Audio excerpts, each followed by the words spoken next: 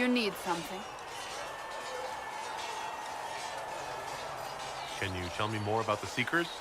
The Seekers of Truth were born from the original Inquisition long ago, when it united with the Chantry. Seekers stood above the Templars, watching over them but also investigating magical events they couldn't handle. We were meant to be incorruptible, above reproach. How seldom does reality match the ideal? But what are Seekers, exactly? Those who know anything of us think we are Templars. We do not use lyrium, however. Our abilities are different, as was our original purpose. We disciplined the Templars and were accountable only to the Divine. And not even her, truthfully.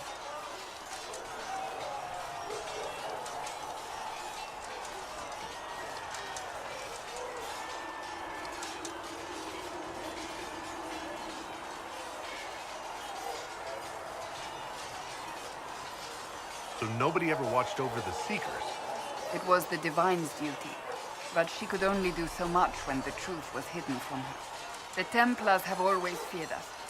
When a Seeker arrived at a circle, they knew trouble was afoot. That kind of power is troubling. You begin to think you are the only one who can solve the world's problems. If you don't see a problem, it doesn't exist. If someone insists it does, they are the blind ones.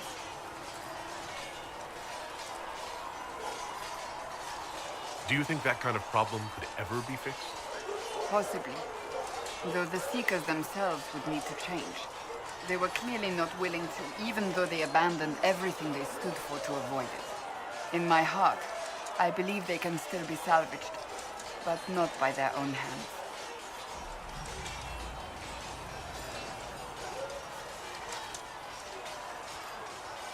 You mentioned that Seekers have different abilities than Templars. Entirely. A Templar's abilities come from lyrium and are designed to hunt mages. Ours come from ritual and many years of dedicated training. We cannot be possessed by demons and are immune to mind control. Useful considering our role. Seekers can gain other gifts, though that depends on the individual. What kind of gifts do you have? I can set the lyrium within a person's blood aflame. Both mages and Templars bend before my will. Some Seekers use it to interrogate, others simply to paralyze. Once there was a Seeker who could use it to kill. That particular gift is considered rare.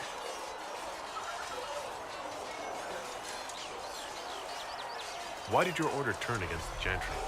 We originally united with the Chantry through a treaty that stated they would keep mages under control. It was felt Most Holy had tacitly allowed the Circle of Magi to vote on its independence, thus breaking the treaty. The Seekers saw themselves as justified, and they led the Templars into a war of righteousness. You sound like you disagree. We knew what was happening at Kirkwall, where the Mage Rebellion began. We looked into reports of Knight Commander Meredith's harsh treatment of her charges years earlier. But we found so many shocking cases of magical corruption, it was decided her actions were justified. If we'd been there when it happened, if we'd looked harder at the root causes...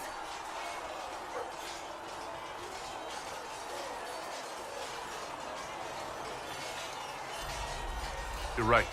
Something should have been done. When faced with a problem, the Seekers would close ranks and crush it. We would find an answer, but only once we felt we weren't being coerced. The moment the mages voted for independence, our response was predictable. It was difficult to watch.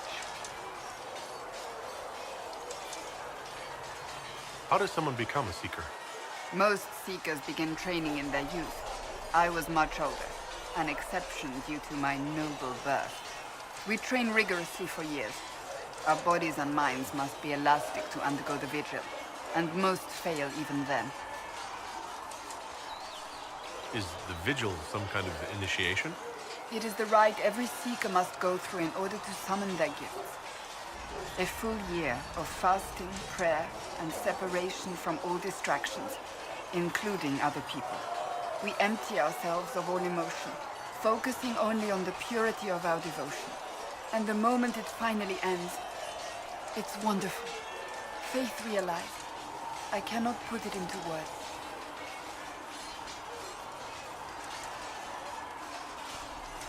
I wish I could experience that. If the vigil was not so arduous, I'd say more should attempt it. What if mages never needed to fear possession by demons? I'm told it is impossible, however. I suppose I'll never know the truth of it now. I've no more questions. Yes? I'd like to get to know you better. You would? Is that a problem? Not entirely. I'm just curious as to your motivation.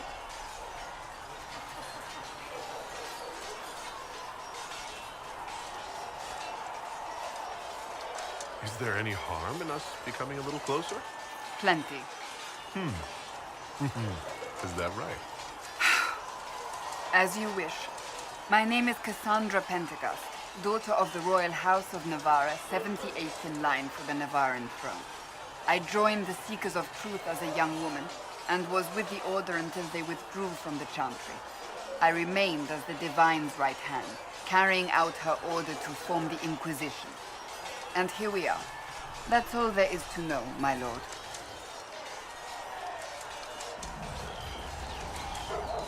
You're a member of Navarra's royal family. The Pentecosts are a very large clan. Half of Cumberland could say the same. Really? No, but it feels that way. I have hundreds of relatives so distant they need charts to prove we're related at all. And they have them. Oh yes. The Pentecosts value their precious blood like it runs with gold.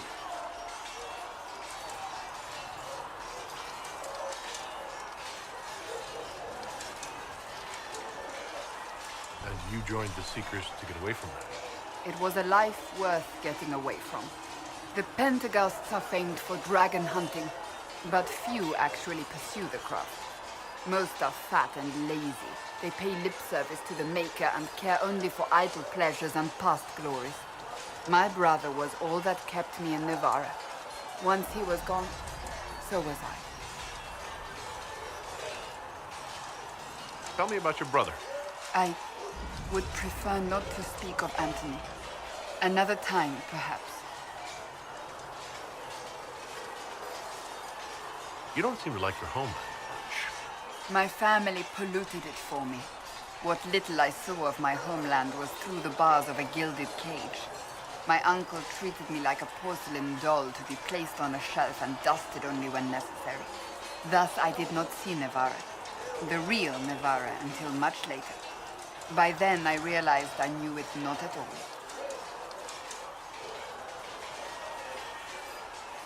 Your uncle? What about your parents? They had the misfortune of taking the wrong side in the second attempt to overthrow King Marcus. The king executed them, but spared my brother and I since we were family, and children at the time. Thus we were raised by my uncle, a mortalitasi who preferred the company of his corpses to the living. Your uncle was a mortalitasi? A death mage. He still is. My countrymen do not burn the dead, they bury them in special crypts. The mortalitasi supervise the crypts, like priests. Uncle Vestalis oversees the grand necropolis. Navarrans spend more time honoring dead relatives than they do with living ones. It is odd to be so fascinated with death and its trappings. I will never understand it. So you were the right hand to the Divine. To Divine Justinia, yes. And Divine Beatrix before her, in fact. The position is normally reserved for Templars of the Knights Divine, but my circumstances were unusual.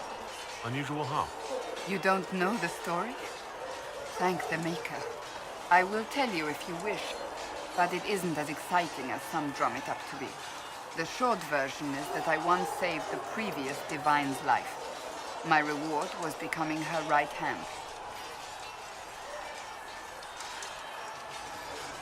But what does a right hand do exactly? What is your hand capable of? It gives, it takes, it beckons. It makes a fist. Liliana and I extended the Divine's reach beyond the Grand Cathedral. We went where she could not. After Beatrix, I was tired of the position and wanted to return to the Seekers. But Justinia convinced me to stay. Her vision for the future gave me hope. You thought she could really change things? Justinia knew the war was coming long before it began. She tried to avert it, but the forces arrayed against her were too strong. Sometimes you have to break a bone so it can be reset. That's where the Inquisition comes in. It was to be the answer. A means to preserve as well as an agent for change. I only wish she had lived to see it. So what's the story about you becoming the right hand? Sweet Andraste, do you really want to hear that? It was, what, 18, 20 years ago? Some still discuss it like it happened yesterday. The tale gets bigger each time it's told. I barely recognize myself within it now.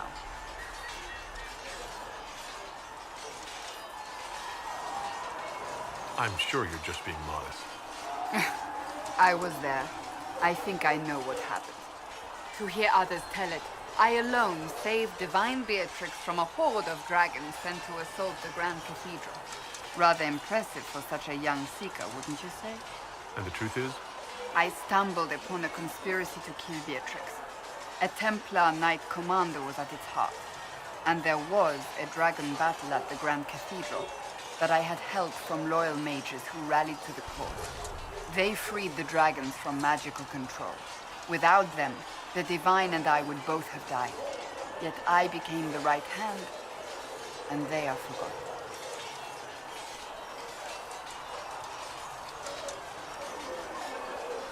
What happened to the mages that helped you? They went back to their circles, with rewards and privileges and most holy gratitude. Many of them died at the contact.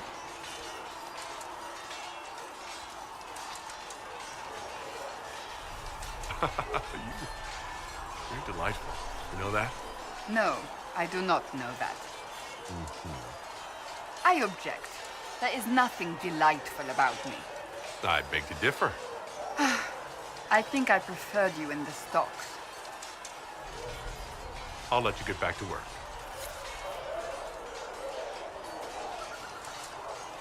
Do you need something? That's enough for now. Another time, then.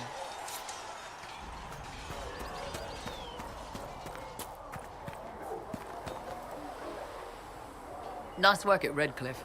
I could help the mages learn to work with Inquisition soldiers if you like. Not that the chief has any apostates in the group. We'll talk later. There was no word for heaven. Travel safely. Or earth, or sea, or sky. At your service. I want to hear more about you. Compared to yours, my life will seem dull indeed. Your name Blackwall doesn't sound Orlesian. Marcher, then? Ferelden? I was from the Free Marchers originally. Markham. That was a long time ago. Another life. I hear that many Wardens were once criminals. You're right. And when you join, your past is forgotten, so let's leave it that way.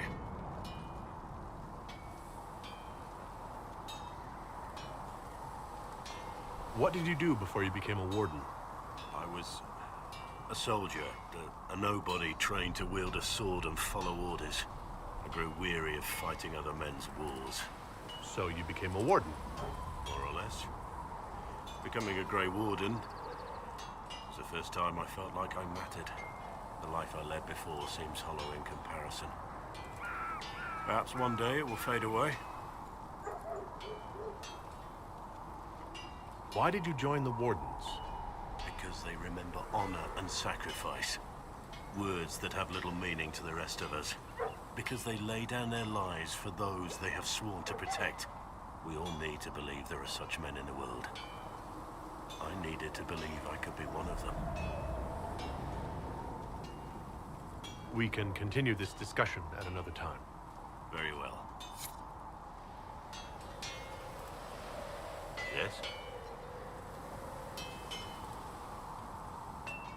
Let's talk about the Grey Warden. You must know a lot about them. The Wardens. I'm afraid we're less exciting than we seem. The Blight's been over for 10 years. What do Wardens do when the world's not ending? There are still Darkspawn. Just because we killed so many in Ferelden doesn't mean they're gone. And the world is not so peaceful that there's no use for good men with swords. Sometimes you have to figure out for yourself what the pledge to protect others really means. It's not always about just archdemons and blights. Where were you during the Blight? I was in Ferelden, on my own like always. Quietly killed my fair share of Darkspawn too.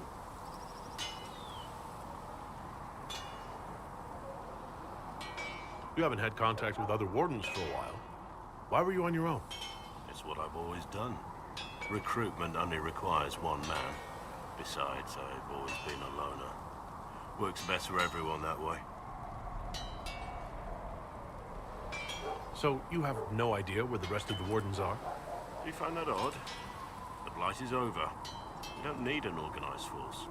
And orders don't change much from day to day.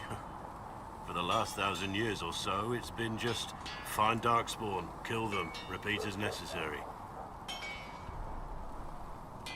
Let's continue this at another time. As you wish. I'll be here if you need me. I'm here. Nothing right now. Perhaps in a bit. These truths the Maker has revealed to me. As there is but one world, What's going on? one life, one death. There is but one God. So how did you get the name Iron Bull? I picked it. We don't have names under the cube. Just, I don't know. Job descriptions, I guess. When I came to Orlais, I chose the Iron Bull for myself.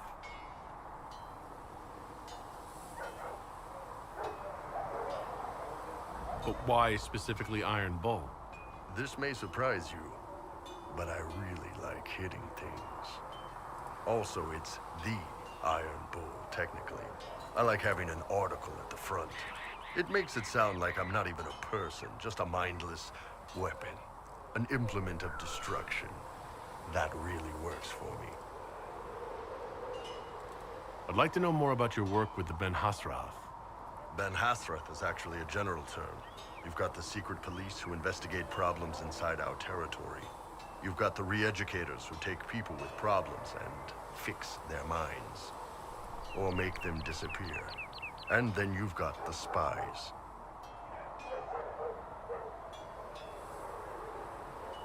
How do the re-educators work? Well, I only know the basics. Wasn't my area. That said, keep a man awake long enough.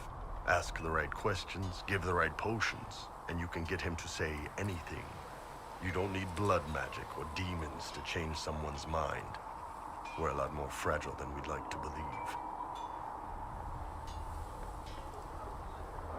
You can alter someone's beliefs that easily?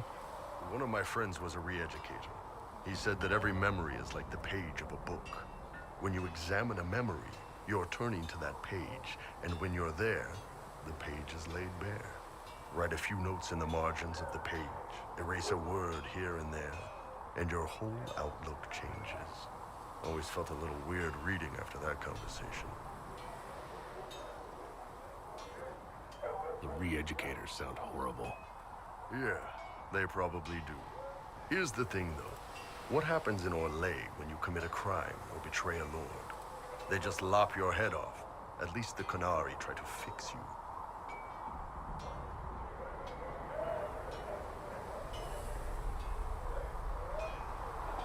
And you're a spy? Close. I am now, I suppose. But that's not how I started. They sent me to Saharan because they needed someone who could fight and hunt down problems. That whole island was a sack of cats. Incursions from Tevinter, Tal Vashath, and native rebels fighting both sides. And in the middle, me, trying to wrangle the rebels and restore order.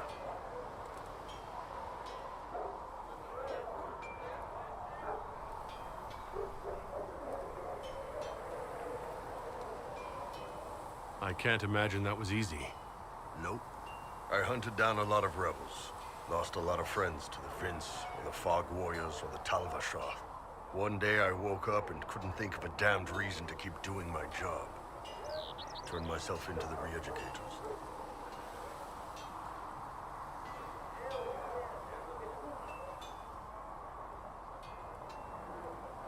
You'd heard what the re-educators did to their prisoners.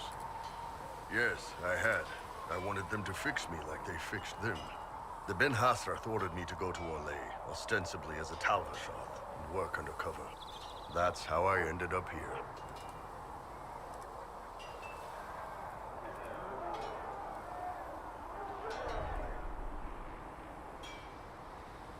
It sounds like you had a rough life under the Qun. What, 3 meals a day and free sex whenever I need it? I came out here for the challenge, boss. Figured I'd rough it with you savages. Anyway, nice talking with you.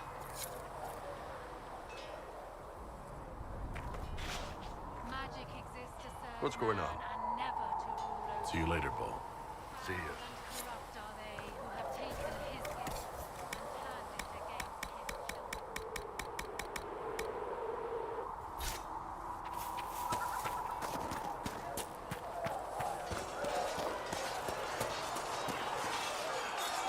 You travelled some distance to reach Haven. You're from the Circle in Ostwick?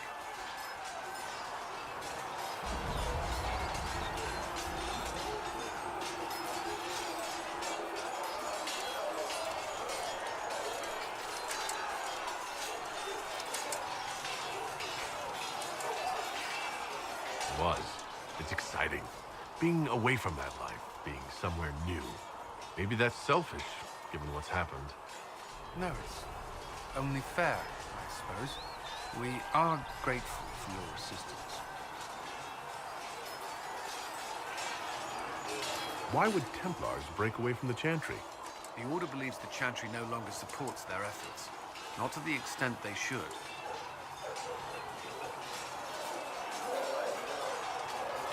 But the Templars have served the Chantry for ages. And in that time, they've come to take the Order's services for granted. Templars risk their lives against blood magic, demons, abominations, to feel as if those efforts are dismissed. I may disagree with the Order's actions. That I'm here is proof of that. But I sympathize with their frustrations.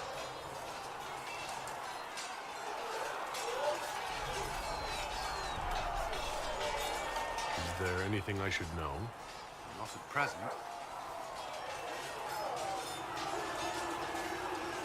I'd like to know more about the Templars. What would you like to know? Why did you join the Order? I could think of no better calling than to protect those in need. I used to beg the Templars at our local chantry to teach me. At first, they merely humored me. I must have shown promise, or at least a willingness to learn. The Knight Captain spoke to my parents on my behalf. They agreed to send me for training. I was 13 when I left home.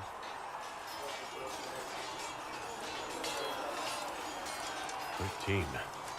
It's still so young. I wasn't the youngest there. Some children are promised to the Order at infancy. Still, I didn't take on full responsibilities until I was 18. The Order sees you trained and educated first.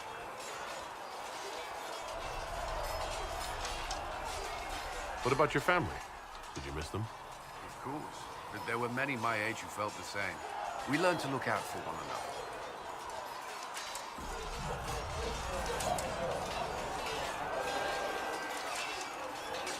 Prior to the Conclave, I'd only encountered Templars in the Circle. Do they do anything besides guard mages?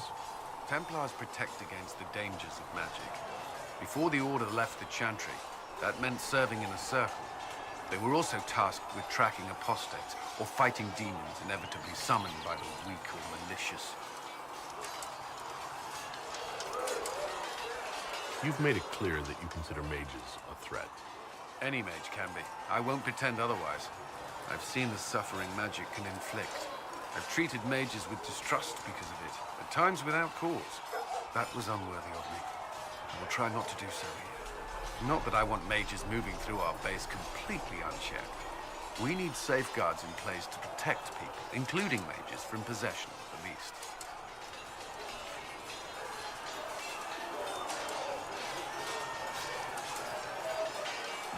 I know how I spent my time in the Circle, but what was a typical day for a Templar?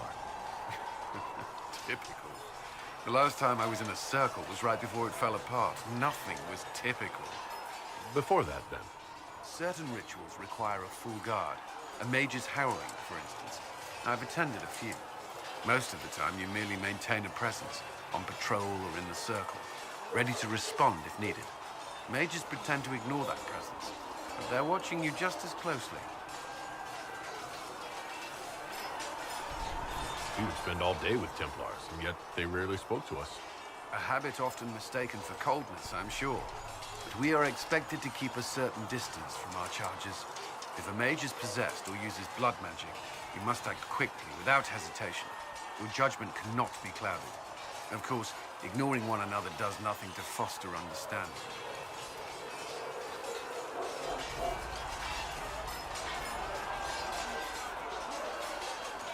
What does Templar training involve? There is weapon and combat training. Even without their abilities, Templars are among the best warriors in Thedas. Initiates must also memorize portions of the Chant of Light, study history, and improve their mental focus. Did you enjoy your training? I wanted to learn everything. If I was giving my life to this, I would be the best Templar I could. You were a model student. I wanted to be. I wasn't always successful. Watching a candle burn down while reciting the chant of transfiguration wasn't the most exciting task. And I admit, my mind sometimes wandered. Do Templars take vows? I swear to the Maker to watch all the mages. That sort of thing? There's a vigil first. You're meant to be at peace during that time, but your life is about to change. When it's over, you give yourself to a life of service. That's when you're given a filter, your first draft of lyrium and its power. As Templars, we are not to seek wealth or acknowledgement. Our lives belong to the Maker and the path we have chosen. That's all I wanted to know. Thank you. Another time, then. Did you need something? I should get to know you better. We're working together, after all. What would you like to know? All right. Where are you from?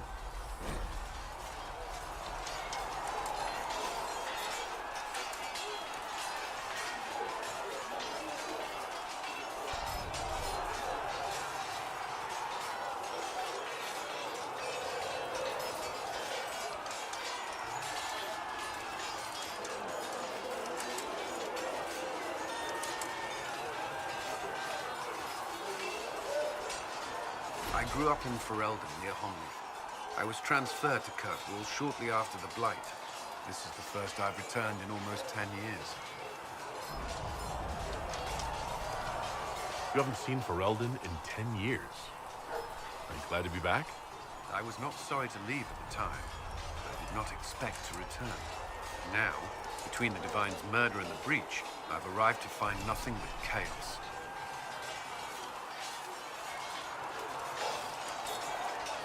You were in Ferelden during the Blight. Did you fight Darkspawn? No. I was stationed at Ferelden's Circle Tower. The Circle had troubles of its own. I remained there during the Blight. What happened at the Circle Tower? You who survived the Blight have fond memories of that time. I would prefer not to speak of it. What was Kirkwall like? While I was there, Canary occupied and then attacked the city. The Viscount's murder caused political unrest. Relations between mages and Templars fell apart. An apostate blew up the chantry, the Knight Commander went mad. Other than that, it was fine.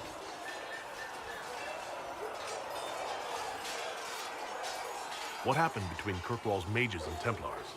You were at the Conclave. You must have heard people speak of it. Yes, but you were there. There was tension between mages and Templars long before I arrived. Eventually, it reached a breaking point. There was fighting in the streets. Abominations began killing both sides. It was a nightmare.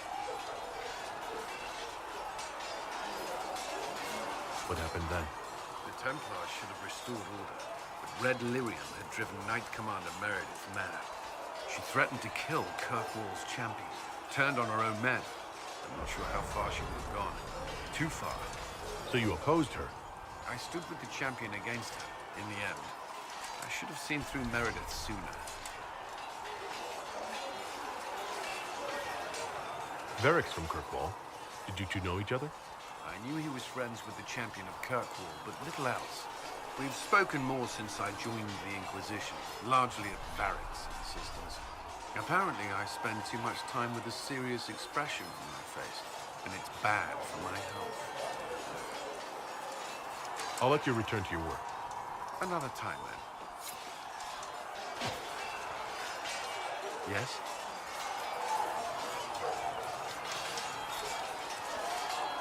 What do you think of the people you work with? Who do you mean?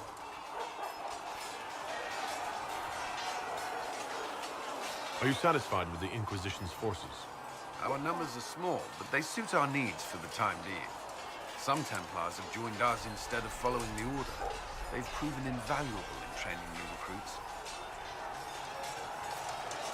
I should let you get back to work.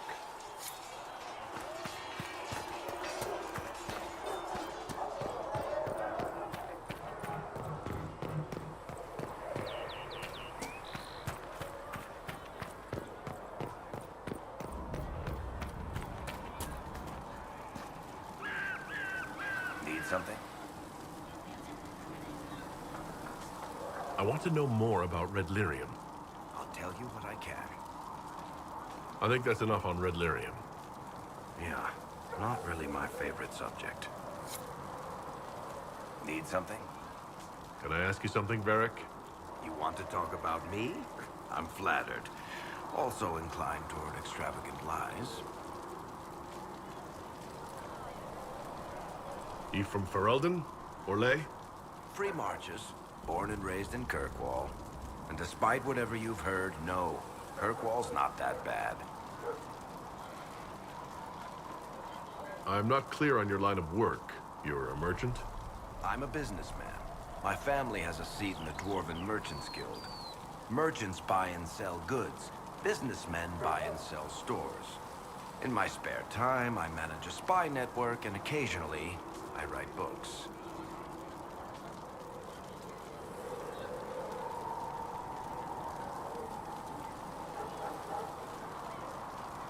If you've run a spy network, why is Liliana our spy master?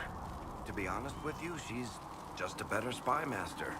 The truly great ones can keep their distance. They don't get attached to their people.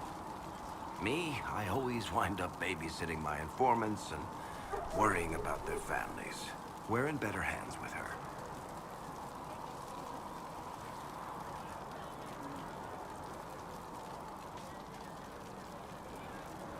You're an author? What kind of books have you written? I've tried my hands at a few genres. My crime serials are my most popular. Hard in Hightown, guards breaking the rules to get things done. The Tale of the Champion is the most famous thing I've written, or infamous maybe. I started a romance serial once, Swords and Shields, but to be honest, I don't have a knack for romances. Most of my stories end in tragedy. Probably that says something unfortunate about me personally. What sort of shops do you own? Actually, we don't own shops. That was just an example. Mostly we invest in money lenders. Auction houses, a few mercenary companies, a couple of smithies. I think we own half a beet plantation in Ravane somewhere. Most of that's my brother's doing. Bartrand had business sense. Not much tact, but loads of business sense. How do you and Cassandra know each other? You heard about the Kirkwall Chantry being destroyed? The guy responsible used to be a friend of mine. The Seeker had questions about that, and I had answers. Where did you get that crossbow? I've never seen one like it. Bianca? She's one of a kind. Funny story. I bought a salvaged ship and found her locked in a dragonbone reinforced chest in the hold. I broke 36 lockpicks and blunted 9 saws opening that trunk, but it was worth it. Who is she named for? I can't tell you. And the reason for that is... Complicated. It's the one story I'll never tell. We just have to leave it at that. Thanks, Varric. No problem.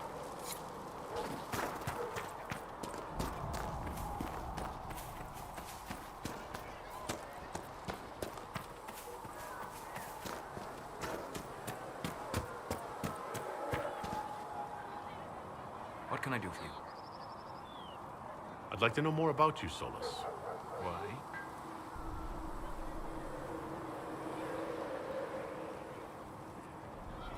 You're an apostate, yet you risked your freedom to help the Inquisition. Not the wisest course of action when framed that way. I appreciate the work you're doing, Solus. I just wanted to know more about you. I'm sorry. With so much fear in the air. What would you know of me? What made you start studying the Fade? I grew up in a village to the north. There was little to interest a young man, especially one gifted with magic.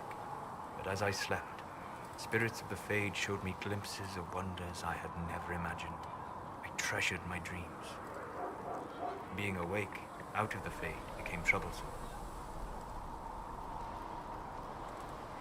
Did spirits try to tempt you? No more than a brightly colored fruit is deliberately tempting you to eat it. I learned how to defend myself from more aggressive spirits, and how to interact safely with the rest. I learned how to control my dreams with full consciousness. There was so much I wanted to explore.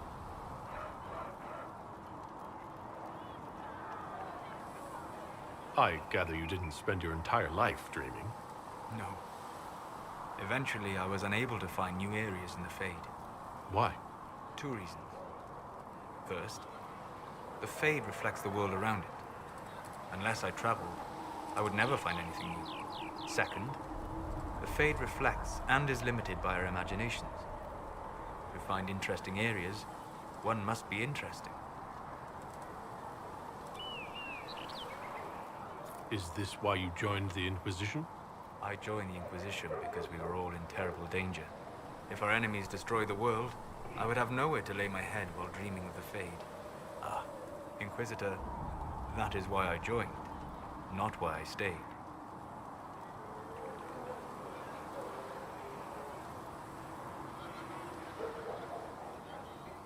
I wish you luck. Thank you. In truth, I've enjoyed experiencing more of life to find more of the Fade. How so? You train your will to control magic and withstand possession. Your indomitable focus is an enjoyable side benefit. You have chosen a path with steps you do not dislike because it leads to a destination you enjoy. As have I.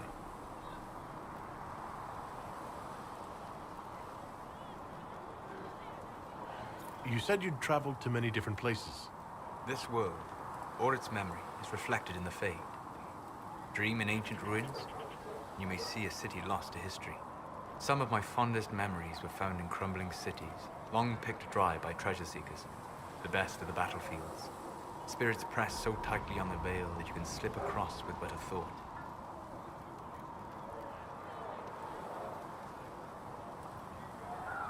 Any place in particular? I dreamt at Ostagar. I witnessed the brutality of the Darkspawn and the valor of the Ferelden warriors. I saw Alistair and the hero Ferelden light the signal fire, and Logain's infamous betrayal of Kaelin's forces. I've heard the stories. It would be interesting to hear what it was really like. That's just it. In the Fade, I see reflections created by spirits who react to the emotions of the warriors. One moment, I see heroic wardens lighting the fire, and a power-mad villain sneering as he lets King Kaelin fall. The next, I see an army overwhelmed and a veteran commander refusing to let more soldiers die in a lost cause. And you can't tell which is real. It is the Fade. They are all real. Have you always traveled and studied alone? Not at all. I have built many lasting friendships. Spirits of wisdom, possessed of ancient knowledge, happy to share what they had seen. Spirits of purpose helped me search. Even wisps, curious and playful, would point out treasures I might have missed. I don't know of any spirits by those names. They rarely seek this world. When they do, their natures do not often survive exposure to the people they encounter. Wisdom and purpose are too easily twisted to pride and desire. You're saying that you became friends with pride and desire demons? They were not demons for me. Meaning? The Fade reflects the minds of the living. If you expect a spirit of wisdom to be a pride demon, it will adapt. And if your mind is free of corrupting influences, if you understand the nature of the spirit, they can be fast friends.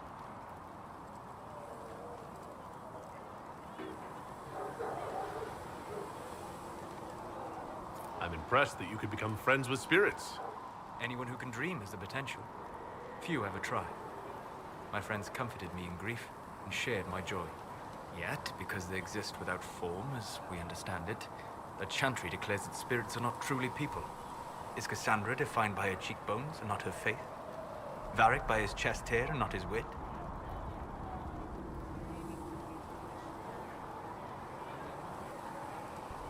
I hadn't thought about it that way, but I see your point. Thank you. Few are willing to entertain such a notion. We'll talk later. Goodbye.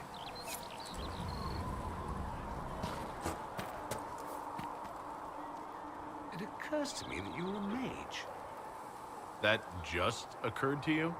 I meant, you must have been part of the Circle of Magi in the south. Meaning, you were locked away like a criminal, at least until you rebelled. It's such a bizarre notion to me.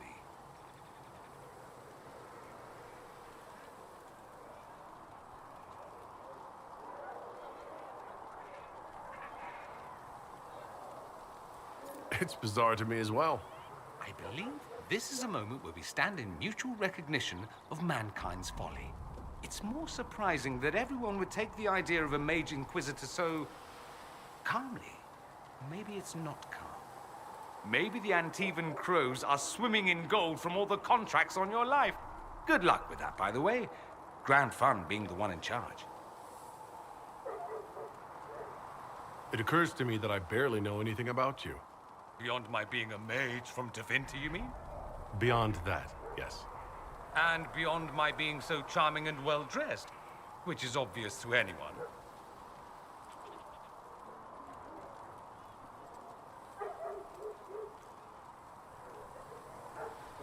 You certainly think highly of yourself.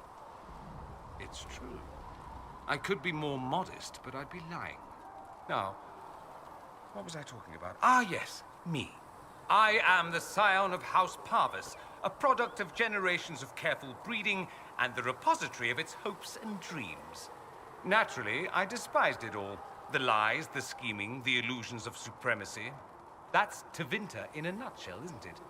Needless to say, my family was not happy with my choices.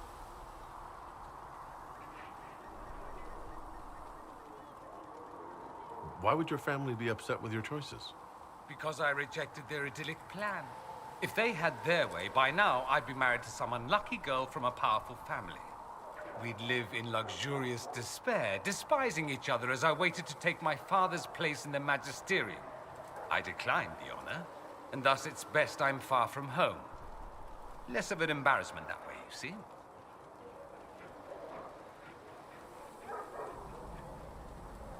I'm getting the impression you don't care much for your homeland. On the contrary, I care for my homeland a great deal. There's so much potential. Sadly, we squander it. We refuse to acknowledge how far we've fallen because pretending is easier. We pretend the Qunari can be beaten. We pretend that we're superior to everyone, even our own people. Not everyone feels that way. I don't. Sadly, we're the minority. It just seems so much of what you say about the Imperium is entirely negative. It might sound that way. For all our faults, my people have many virtues. We are laden with history and culture. Tevinter is where Thedas truly began, remember? We treasure our past and preserve it. You can walk down a side street and find nothing built during the modern ages. And despite appearances, we care. Deeply. About everything. We have no reserve, not in war and not in love. If I truly believed my homeland was beyond all hope, I wouldn't miss it so much.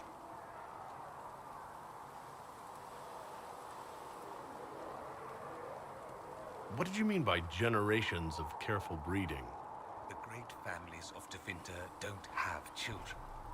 They refine traits, weed out the undesirable, and promote the rest.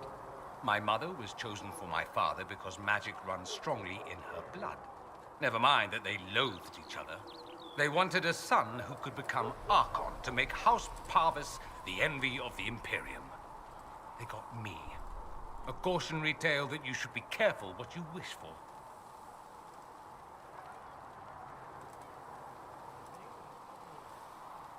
Why remain with the Inquisition? Why not go back to Tevinter? I'm not exactly welcome back home. Not that it matters. I'm quite accustomed to being a pariah. It adds to my charm. I can do more for Tevinter here. If the Venatori succeed, it'll set my homeland back 1,000 years. I'm sure some Magisters would disagree, but that's why we kill them. I think I've heard enough. That's too bad. I never tire of talking about myself. I'd like to ask you about Tevinter. Ah, yes. Everyone outside the Imperium always seems quite fascinated by it. Probably why they come up with so many ridiculous tales. Flying cows over Minrathous. That's madness. All right, that one's actually true, but the cows didn't have wings. I digress. Anything in particular you wanted to know? It seems strange that an entire empire would be ruled by mages. Strange? Why are you less qualified to rule than some tart with a fancy crown? Actually, the fiction in the Imperium is that mages don't rule. The Magisterium rules. That magisters are all mages is considered a convenient technicality. What is the Magisterium, exactly? The upper house of the Imperial Senate, and the only part worth having a seat on. Those seats are split among the circles of Magi, the Chantry, and the major families. All mages now. It's odd that outside the Imperium, you use Magister like it applies to every Tevinter mage. If you're not a Magister, then what do you call? No special title? I'm an Altus, which is almost as good as a Magister, depending on who you ask. I've never heard of an Altus. Upper class. Those families who trace descent from the Dreamers, the first prophets of the old gods. If you're a mage and you're not Altus, then you're later, lower class. If you're not a mage at all, you're Soperati. That's everyone else. We do love our fancy words. I thought the Archon ruled over the Imperium. Well, yes. Technically, he can overrule laws passed by the Magisterium, but that never happens. Even so, he gets to appoint new Magisters, which means all the families vie madly for his favor. Thus, the Archon gets invited to all the parties. The truest path to Tevinter influence, let me tell you. If it's a fiction, that means mages do rule, then. Yes and no. Let me put it this way. Mages do rule, but not all mages are equal. If you're not from the right family, chances are you don't rule anything. Maybe you're even a slave. The idea that anyone could be a mage, however, keeps the masses placated. Can anyone be a mage? Technically. The potential runs mostly in bloodlines, but it's been known to happen. More importantly, commoners believe it can. Tevinter legend is chock full of mage heroes from humble origins. So they hold out hope. Someday my son or my son's son will be a mage. Someday. Poor sods don't realize that means he'll be a quaestor at the arse end of the 100 Pillars, at best. Being a quaestor isn't a good thing? I imagine the average non-mage likes to think so. Counting numbers and shuffling papers all day is better than many occupations after all. If you're a second-class citizen among a pack of piranha, however, your outlook changes. But let me ask you something else. Of course.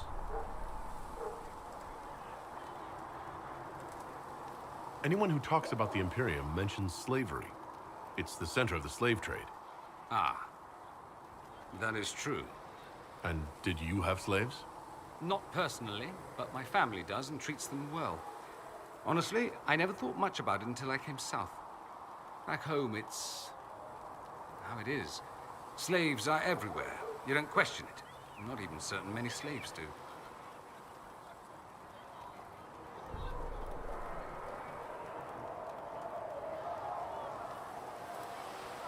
Well, we don't have slaves in the South. In the south, you have alienages, slums, both human and elven. The desperate have no way out. Back home, a poor man can sell himself. As a slave, he could have a position of respect, comfort, and could even support a family. Some slaves are treated poorly, it's true. But do you honestly think inescapable poverty is better?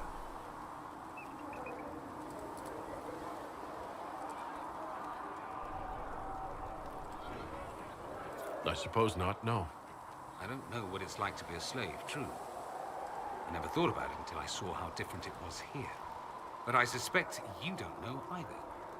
Nor should you believe that every tale of Tevinter excess is the norm. Just how often is blood magic used there? Oh, not at all. Not at all. That's what any Magister would tell you. They'd be convincingly offended by the notion, too. Of course, what people call blood magic here, and what we consider blood magic, are two different things. What's considered actual blood magic in Tevinter? Blood magic isn't inherently dangerous. Using your own blood or that of a willing participant, what's the harm? The problem is that what's permitted only gets you so much power. And what if you need more? You always need more.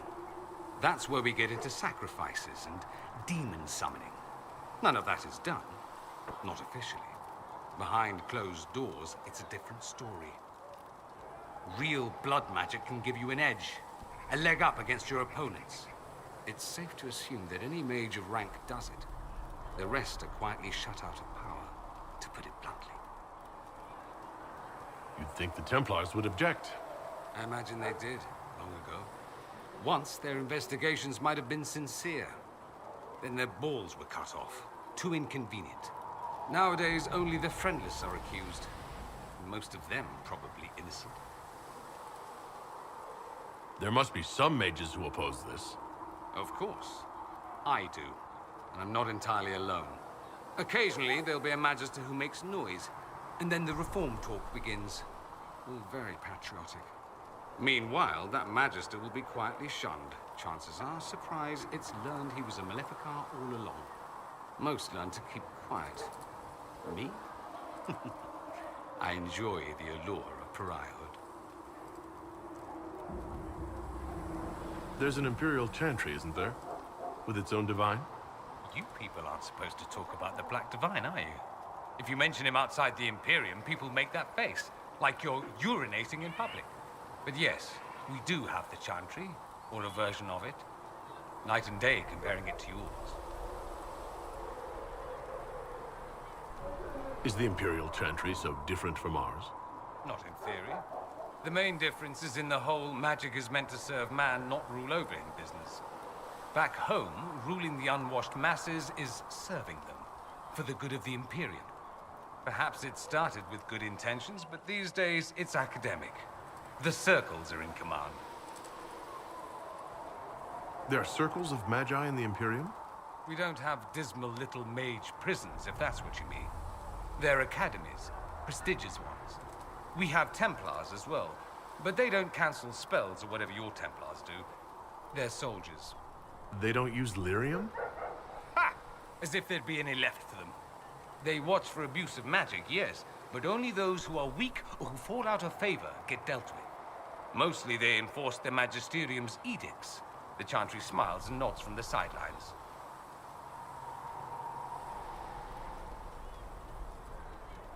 Let me ask you something else. So many questions. I'm wondering if the Imperium would be a useful ally. I'd think you'd be more concerned whether or not they'd support the Venatori. They won't, of course. At least, not officially.